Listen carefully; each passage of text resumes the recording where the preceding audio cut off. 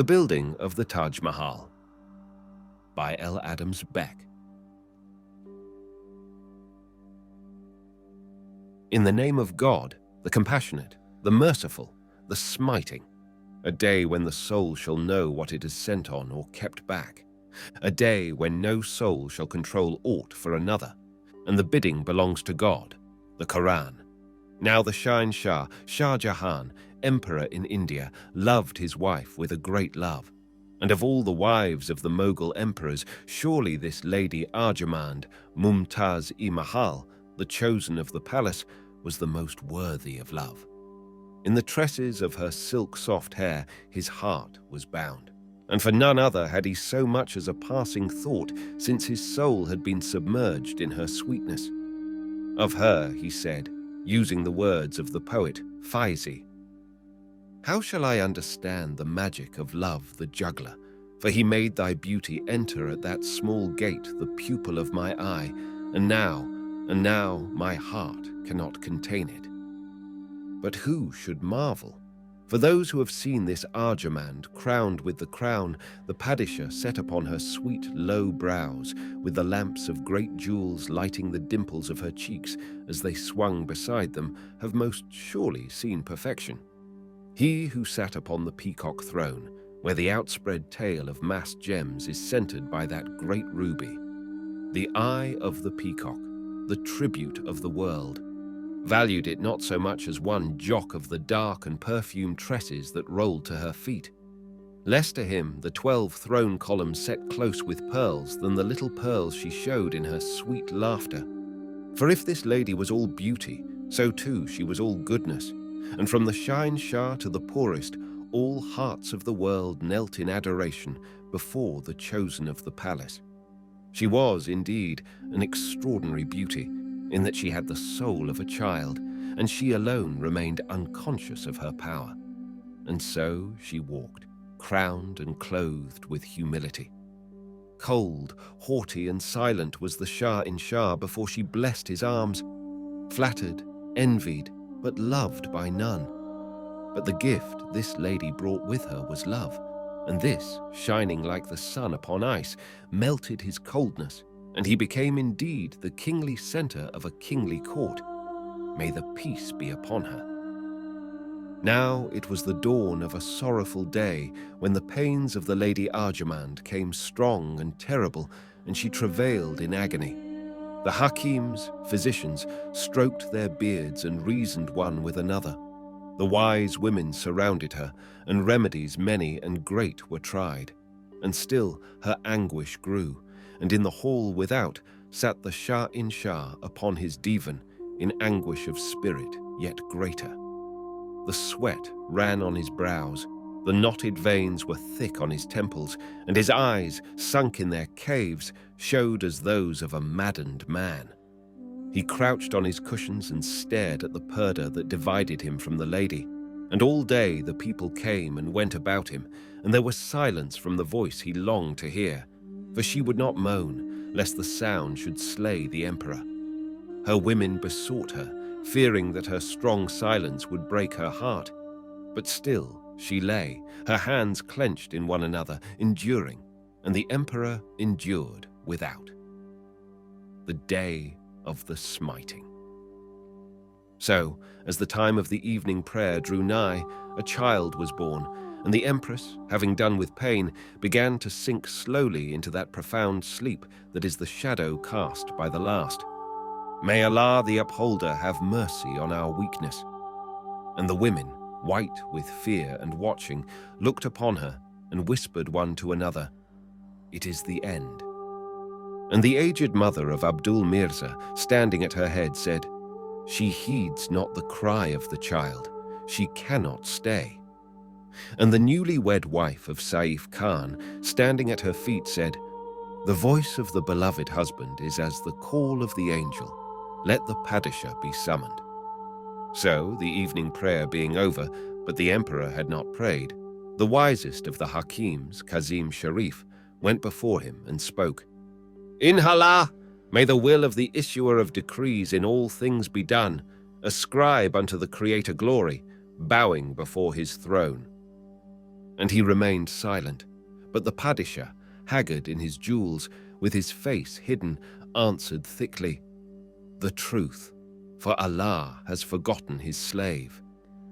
And Kazim Sharif, bowing at his feet and veiling his face with his hands, replied, "The voice of the child cannot reach her, and the Lady of Delight departs. He who would speak with her must speak quickly." Then the emperor rose to his feet unsteadily, like a man drunk with the forbidden juice. And when Kazim Sharif would have supported him, he flung aside his hands, and he stumbled, a man wounded to death, as it were, to the marble chamber where she lay. In that white chamber it was dusk, and they had lit the little cressets, so that a very faint light fell upon her face. A slender fountain a little cooled the hot, still air with its thin music and its sprinkled diamonds, and outside the summer lightnings were playing wide and blue on the river. But so still was it that the dragging footsteps of the emperor raised the hair on the flesh of those who heard, so the women who should veiled themselves, and the others remained like pillars of stone. Now, when those steps were heard, a faint colour rose in the cheek of the Lady Arjamand, but she did not raise the heavy lashes or move her hand. And he came up beside her, and the shadow of God, who should kneel to none, knelt, and his head fell forward upon her breast. And in the hush the women glided out like ghosts, leaving the husband with the wife, excepting only that her foster nurse stood far off, with eyes averted. So the minutes drifted by, falling audibly one by one into eternity, and at the long last she slowly opened her eyes, and, as from the depths of a dream, beheld the emperor. And in a voice faint as the fall of a rose leaf, she said the one word, "Beloved!" And he from between his clenched teeth answered, "Speak, wife." So she, who in all things had loved and served him, she, light of all hearts, dispeller of all gloom, gathered her dying breath for consolation and raised one hand slowly, and it fell across his, and so remained. Now her beauty had been broken in the anguish like a rose in storm, but it returned to her, doubtless that the Padishah might take comfort in its memory. And she looked like a houri of paradise who, kneeling beside the Zemzem well, beholds the waters of peace. Not Fatmeh herself, the daughter of the Prophet of God, shone more sweetly. She repeated the word, "Beloved." And after a pause, she whispered on with lips that scarcely stirred, "King of the age, this is the end." But still he was like a dead man, nor lifted his face. "Surely all things pass, and though I go, in your heart I abide, and nothing can sever us. Take comfort." But there was no answer. Nothing but love's own hand can slay love. Therefore, remember me, and I shall live. And he answered from the darkness of her bosom, "The whole world shall remember. But when shall I be united to thee? O Allah, how long wilt thou leave me to waste in this separation?" And she, "Beloved, what is time? We sleep, and the night is gone. Now put your arms about me, for I sink into rest. What words are needed between us? Love is enough." So, making not the profession of faith, and what need, since all her life was worship, the Lady Arjamand turned into his arms like a child, and the night deepened. Morning, with its arrows of golden light that struck the river to splendor. Morning, with its pure breath, its sunshine of joy, and the coals fluting in the palace gardens. Morning, divine and new from the hand of the Maker, and in the innermost chamber, of marble, a white silence. And the lady, the mirror of goodness, lying in the compassion of Allah, and a broken man stretched on the ground beside her. For all flesh, from the camel driver to the Shahin Shah, is as one in the day of the smiting. 2. For weeks the emperor lay before the door of death, and had it opened to him, he had been blessed. So the months went by, and very slowly the strength returned to him, but his eyes were withered, and the bones stood out in his cheeks. But he resumed his throne, and sat upon it kingly, black-bearded, eagle-eyed, terribly apart in his grief and his royalty, and so seated among his Uzbegs, he declared his will. For this lady, upon whom be peace, departed to the mercy of the giver and taker, shall a tomb palace be made, the like of which is not found in the four corners of the world. Send forth therefore for craftsmen like the builders of the temple of Solomon the wise, for I will build. So, taking counsel, they sent in haste into Agra for Ustad Isa, the master builder, a man of Shiraz, and he, being presented before the Padishah, received his instructions in these words: I will that all the world shall remember the flower of the world, that all hearts shall give thanks for her beauty, which was indeed the perfect mirror of the Creator. And since it is abhorrent of Islam that any image be made in the likeness of anything that has life, make for me a palace tomb, gracious as she was gracious, lovely as she was lovely. Not such as the tombs of the kings and the conquerors, but of a divine sweetness. Make me a garden on the banks of Jumna and build it there, where, sitting in my pavilion of marble, I may see it rise. And Ustad Isa, having heard, said, Upon my head and eyes, and went out from the presence. So, musing upon the words of the Padishah, he went to his house in Agra, and there pondered the matter long and deeply, and for a whole day and night he refused all food and secluded himself from the society of all men, for he said, This is a weighty thing, for this lady, upon whom be peace, must visibly dwell in her tomb palace on the shore of the river. And how shall I, who have never seen her, imagine the grace that was in her and restore it to the world? Oh, had I but the memory of her face!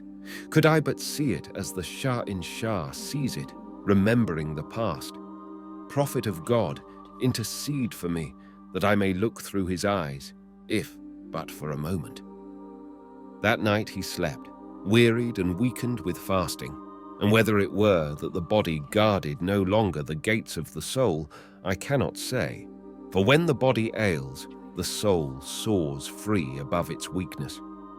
But a strange marvel happened, for, as it seemed to him, he awoke at the mid-noon of the night, and he was sitting, not in his own house, but upon the roof of the royal palace, looking down on the gliding Jumna, where the low moon slept in silver, and the light was alone upon the water. And there were no boats, but sleep and dream, hovering hand in hand, moved upon the air, and his heart was dilated in the great silence. Yet he knew well that he waked in some supernatural sphere, for his eyes could see across the river as if the opposite shore lay at his feet, and he could distinguish every leaf on every tree, and the flowers moon-blanched and ghost-like. And there, in the blackest shade of the pipala boughs, he beheld a faint light like a pearl, and looking with unspeakable anxiety, he saw within the light, slowly growing, the figure of a lady exceedingly glorious in majesty and crowned with a rayed crown of mighty jewels of white and golden splendor. Her gold robe fell to her feet, and, very strange to tell, her feet touched not the ground, but hung a span's length above it, so that she floated in the air. But the marvel of marvels was her face, not indeed for its beauty, though that transcended all, but for its singular and compassionate sweetness, wherewith she looked toward the palace beyond the river as if it held the heart of her heart, while death and its river lay between. And Ustad Isa said, O dream, if this sweetness be but a dream, let me never wake. Let me see forever this exquisite work of Allah the Maker, before whom all the craftsmen are as children, for my knowledge is as nothing, and I am ashamed in its presence. And as he spoke, she turned those brimming eyes on him, and he saw her slowly absorbed into the glory of the moonlight. But as she faded into dream, he beheld, slowly rising, where her feet had hung in the blessed air, a palace of whiteness, warm as ivory, cold as chastity, domes and cupolas, slender minors, arches of marble fretted into sea foam, screen within screen of purest marble, to hide the sleeping beauty of a great queen, silence in the heart of it, and in every line a harmony beyond all music. Grace was about it, the grace of a queen who prays and does not command, who, seated in her royalty, yet inclines all hearts to love. And he saw that its grace was her grace, and its soul her soul, and that she gave it for the consolation of the emperor. And he fell on his face and worshipped the master builder of the universe, saying, "Praise cannot express thy perfection.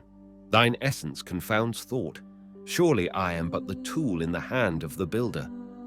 And when he awoke, he was lying in his own secret chamber, but beside him was a drawing such as the craftsmen make of the work they have imagined in their hearts, and it was the palace of the tomb.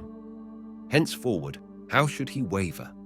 He was as a slave who obeys his master, and with haste he summoned to Agra his army of beauty. Then were assembled all the master craftsmen of India and of the outer world. From Delhi, from Shiraz, even from Baghdad and Syria they came. Muhammad Hanif, the wise mason, came from Kandahar, Muhammad Saeed from Multan, Amanat Khan and other great writers of the Holy Quran, who should make the scripts of the book, upon fine marble. Inlayers from Kanauj, with fingers like those of the spirits that bowed before Solomon the king, who should make beautiful the pure stone with inlay of jewels, as did their forefathers for the Raja of Mewa, mighty dealers with agate, cornelian, and lapis lazuli. Came also from Bokhara, Atta Muhammad and Shakri Muhammad, that they might carve the lilies of the field, very glorious, about that flower of the world. Men of India, men of Persia, men of the outer lands, they came at the bidding of Ustad Isa, that the spirit of his vision might be made manifest. And a great council was held among these servants of beauty. So they made a model in little of the glory that was to be, and laid it at the feet of the Shah in Shah. And he allowed it, though not as yet fully discerning their intent. And when it was approved, Ustad Isa called to him a man of Kashmir, and the very hand of the Creator was upon this man, for he could make gardens second only to the gardens of paradise, having been born by that Dal Lake, where are those roses of the earth, the Shalimar and the Nishat Bagh. And to him said Ustad Isa, "Behold, Rain Lal Kashmiri, consider this design. Thus and thus shall a white palace, exquisite in perfection, arise on the banks of Jumna. Here, in little, in this model of sandalwood, see what shall be. Consider these domes, rounded as the bosom of beauty, recalling the mystic fruit of the lotus flower. Consider these 4 minors that stand about them like spirits about the throne, and remembering that all this shall stand upon a great dais of purest marble, and that the river shall be its mirror, repeating to everlasting its loveliness, make me a garden that shall be the throne room to this queen." And Ram Lal Kashmiri salaamed and said, "Obedience," and went forth and pondered night and day, journeying even over the snows of the Pir Panjal to Kashmir, that he might bathe his eyes in beauty where she walks, naked and divine, upon the earth. And he it was who imagined the black marble and white that made the way of approach. So grew the palace that should murmur, like a seashell, in the ear of the world, the secret of love. Veiled had that loveliness been in the shadow of the palace, but now the sun should rise upon it and turn its ivory to gold, should set upon it and flush its snow with rose. The moon should lie upon it like the pearls upon her bosom, the visible grace of her presence breathe about it, the music of her voice hover in the birds and trees of the garden. Times there were when Ustad Isa despaired lest even these mighty servants of beauty should miss perfection. Yet it grew and grew, rising like the growth of a flower.